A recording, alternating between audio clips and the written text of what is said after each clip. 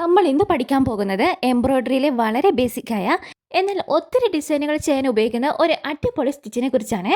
Blanket stitch. ഫ്രെയിമുകളുടെ ബോർഡറുകൾ design ചെയ്യാനും പൂക്കളുടെ ഇതളുകൾ തുന്നാനും അതുപോലെ തുണിയുടെ വശങ്ങൾ ഭംഗിയാക്കാനും ഒക്കെ ഈ ഒരു സ്റ്റിച്ച് നമ്മളെ ഒത്തിരി സഹായിക്കും. വളരെ സിമ്പിളായിട്ട് ഇതെങ്ങനെയാണ് തുന്നുന്നതെന്ന് നമുക്ക് നോക്കാം. ആദ്യം തന്നെ സ്റ്റിച്ച് ചെയ്യാൻ വേണ്ടിയിട്ട് 2 പാരലൽ ലൈൻ വരച്ചു കൊടുത്തിട്ടുണ്ട്. എന്നിട്ട് മുകളിലത്തെ ലൈനിലെ സ്റ്റാർട്ടിംഗ് പോയിന്റിൽ നിന്ന് സൂചി ഇതുപോലെ കുത്തിയെടുത്തതിന് ശേഷം നേരെ താഴത്തെ ലൈനിൽ നിന്ന് അതിൻ്റെ സ്റ്റാർട്ടിംഗ് പോയിന്റിൽ നിന്ന് കുറച്ച് മാറി കുറച്ച് ഗ്യാപ്പ് ഇട്ട് സൂചി അവിടെ കുത്തി അതിൻ്റെ നേരെ മുകളിലത്തെ ലൈനിലെ പോയിന്റിലൂടെ നമ്മൾ കുത്തിയെടുക്കുന്നു. ത്രെഡ് വലിച്ചു കൊടുക്കുന്ന സമയത്ത് നമ്മൾ നീഡിലിൻ്റെ പുറകിലേക്ക് ത്രെഡ് ഇട്ട് കൊടുക്കണം കേട്ടോ. എന്നാൽ മാത്രമാണ് നമുക്ക് ഈ ഒരു ഷേപ്പിൽ കിട്ടുള്ളൂ. നേരത്തെ എത്ര ഗ്യാപ്പ് ഇട്ടാണോ സെക്കൻഡ് ലൈനിൽ നിന്ന് സ്റ്റിച്ച് ചെയ്തത് അതുപോലെ തന്നെ അവിടെ നിന്ന് വീണ്ടും സെക്കൻഡ് ലൈനിൽ കുറച്ച് ഗ്യാപ്പ് വിട്ടതിന് ശേഷം അവിടെ സൂചി കുത്തി നേരെ മേലത്തെ ലൈനിലൂടെ പുറത്തേക്ക് എടുക്കുന്ന സമയത്ത് സൂചിയുടെ പിറകിലേക്ക് ത്രെഡ് ഇട്ട് കൊടുക്കുക. എന്നിട്ട് സൂചി പതുക്കെ വലിച്ചു കൊടുക്കുക.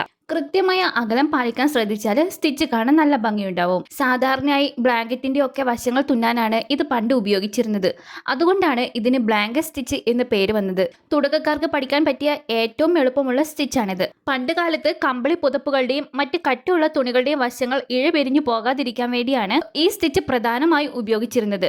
തുണിയുടെ വശങ്ങൾക്ക് ഒരു ബോർഡർ പോലെ ഇത് സംരക്ഷണം നൽകുന്നു. അങ്ങനെയാണ് ഇതിന് ബ്ലാങ്കറ്റ് സ്റ്റിച്ച് എന്ന പേര് വന്നത്. തുണി ചുളിയാതിരിക്കാൻ വേണ്ടി സ്റ്റിച്ച് ചെയ്യുമ്പോൾ നൂല് അധികം വലിച്ചു മുറുക്കരുത്.